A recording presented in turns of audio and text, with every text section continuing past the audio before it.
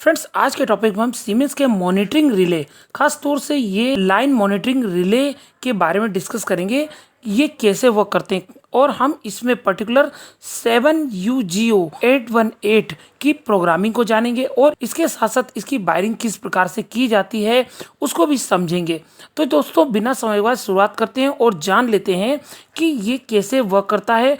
और इसके साथ में इसके डिस्क्रिप्शन बॉक्स में इसकी PDF फॉर्मेट में भी इसकी मैनुअल में आपको दे दूंगा, ताकि जब आप किसी भी इलेक्ट्रिकल सर्किट में इसको इंस्टॉल करें तो वहाँ पे आप इसकी हेल्प ले सकते हैं, इसको डाउनलोड करके आप इसको समझ भी सकते हैं। तो दोस्तों, मेरे साथ बने रहिए और चैनल को सब्सक्राइब जरूर कीजिए, ताकि ऐसे ही नॉलेजेबल वीडियो आप तक पहुँचते रहें। चलिए दोस्तों, जान लेते हैं। फ्रेंड्स, सबसे पहले हम सीमेंस के लाइन मॉनिटरिंग रिले की कंट्रोल वायरिंग को समझ लेते हैं कि इसकी वायरिंग एक्चुअल की कैसे जाती है। ये लाइन मॉनिटरिंग रिले दिया हुआ है और यहाँ पे हम जैसे 3 फेज़ की कोई सप्लाई है, ख़ास तौर से इन कवर से आ रही है और ये फील्ड में जा रही है।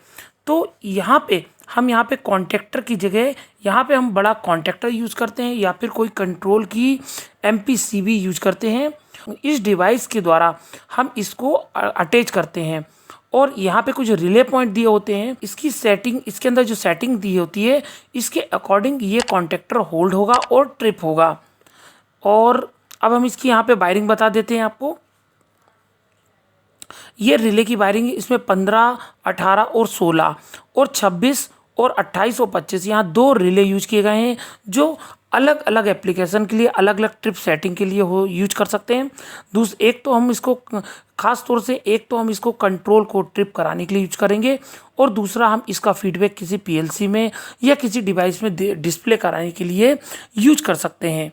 इसके अलावा इसमें 3 फेज़ की सप्लाई भी जाती है। इसकी 3 फेज़ की सप्लाई खासतौर से इसलिए यूज़ की जाती है क्योंकि तीनों फेज़ में क्या फ्लैक्चुएशन है, कितनी फ्रीक्वेंसी है और क्या करंट रेशियो है, इन सब को चेक करने के लिए ये 3 फेज़ की सप्लाई L1, L2, L3 और न्यूट्रल की इसके नीचे सप्लाई दी जाती है। ये तो हो गई इसकी वायरिंग। अब हम इसकी प्रोग्रामिंग को समझ लेते हैं कि इसकी प्रोग्रामिंग कौन कौन से पैरामीटर होते हैं और उनको किस प्रकार से चेंज किया जा सकता है।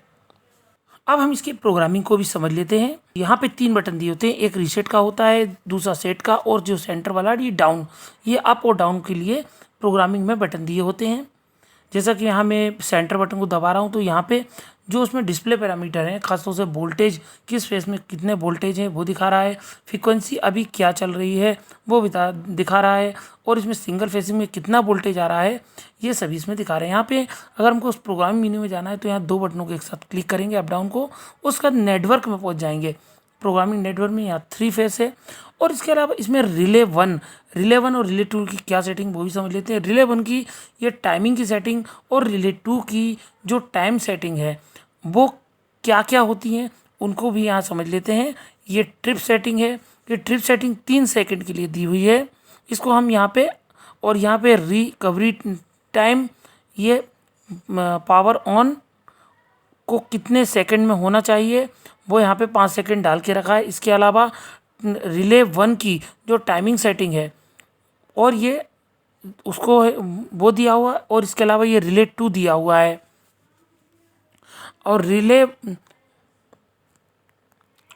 यहाँ पे हम रिले 1 और रिले 2 को अपने एप्लीकेशन के ऊपर अकॉर्डिंग सेट करते हैं, जैसा कि मैंने आपको बताया था। और यहाँ जैसे रिले 1 को ओवर वोल्टेज ऑन करना है कि ऑफ रखना है, हम ऑन रखते हैं तो यहाँ पे ओवर वोल्टेज और सेट ओवर वोल्टेज यहाँ कितना 230 290 वोल्ट ओवर वोल्टेज के यहाँ पे सेट रखा गया है। 290 के ऊपर नहीं जाना चाहिए ओवर वोल्टेज। यहाँ पे इसको ऑन रखा गया, ओवर वोल्टेज को R2 रिले नंबर 2 में ऑन रखा गया।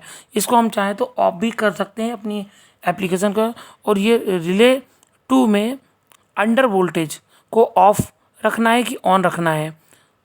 और यहाँ सेट फ्रीक्वेंसी, यहाँ रिले 2 में फ्रीक्वेंसी कितने हर्ट्स होना चाहिए, अंडर वोल्ट यहाँ 55 हर्ट्स की ओवर वोल्टेज फ्रीक्वेंसी को सेट करके रखा है। ये अपर फ्रीक्वेंसी यानी ओवर फ्रीक्वेंसी या अपर फ्रीक्वेंसी, इसको ऑन रखना है कि ऑफ रखना है। ये सब सेटिंग्स यहाँ पे दी होती हैं। या नंबर ऑफ ये फेज सीक्वेंस है, इसको ऑन रखना है कि ऑफ रखना है, ये दोनों यहाँ पे दिया है।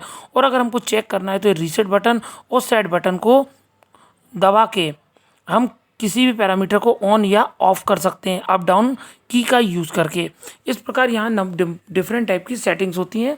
बाकी आप इसकी सेटिंग्स को मैनुअल में अपनी एप्लीकेशन के अकॉर्डिंग चेक कर सकते हैं और सेट कर सकते हैं। ये मैं इसका मैनुअल मैंने डिस्क्रिप्शन में दिया हुआ है, जिसको आप पीडीएफ फॉर्म में डाउनलोड करके भी समझ सकते हैं। तो दोस्तों इसमें तो मैंने आपको बता दिया कि इसमें मेन पैरामीटर क्या क्या होते हैं। आई होप मेरा वीडियो आपको पसंद आया होगा। मेरे वीडियो से जुड़े रहने के लिए चैनल को सब्सक्राइब और वीडियो को लाइक कीजिए। ऐसे ही नॉलेजेबल वीडियो पाने के लिए मेरे चैनल से जुड़े रहिए। Thanks for watching. जय हिंद।